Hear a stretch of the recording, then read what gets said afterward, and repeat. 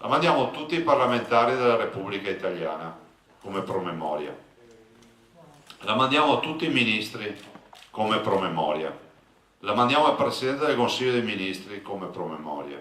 Un promemoria composto di cifre come il miliardo di euro di danni stimati o i 100.000 ettari di bosco coinvolti e di immagini, tantissime da tutta la regione, che testimoniano i danni provocati dalla recente ondata di maltempo. Numeri e immagini contenuti nell'instant book Veneto in ginocchio, presentato dal governatore Luca Zaia nella sede di 3 baseleghe di Grafica Veneta. Un libro per non dimenticare, come scrive Zaia nella prefazione, che l'emergenza non è finita, ma il Veneto non molla. Questa è una tragedia che deve entrare negli annali della storia, no?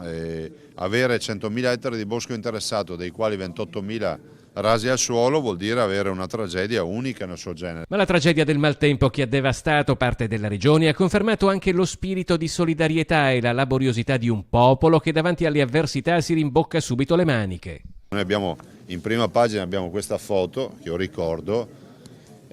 Qui le auto sono state portate via e di detriti non c'è più neanche la traccia, cioè, oltre ad aver fatto la pulizia si sono messi anche a lavare, a pulire i muri, cioè, è tutto ripristinato. Ciò non toglie che il danno ci sia, soprattutto abbiamo 28.000 ettari di bosco che sono a terra da asportare, quindi con tutte le difficoltà del caso. Difficoltà da superare con ogni mezzo, anche attraverso questo libro. Sicuramente uno strumento che aiuterà a raccogliere dei soldi che bene o male servono a questo territorio, ma è anche uno strumento che dà la possibilità di far capire cosa è successo e quanto difficile sia questa situazione. Su ciò che è accaduto non bisogna abbassare la guardia finché tutti gli interventi non saranno portati a termine. Zaia è ottimista. Gli stanziamenti stanno arrivando perché abbiamo avuto un primo stanziamento di 53 milioni.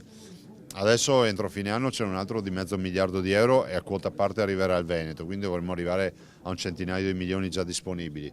Poi si annunciano ovviamente mezzo miliardo di euro nella legge di stabilità sempre per stanziamenti per questi fatti e poi si annunciano anche investimenti a tutela del dissesto idrogeologico per, io spero, miliardi di euro, visto considerato che dalle dichiarazioni si evince questo, e anche queste sono risorse che arrivano in Veneto.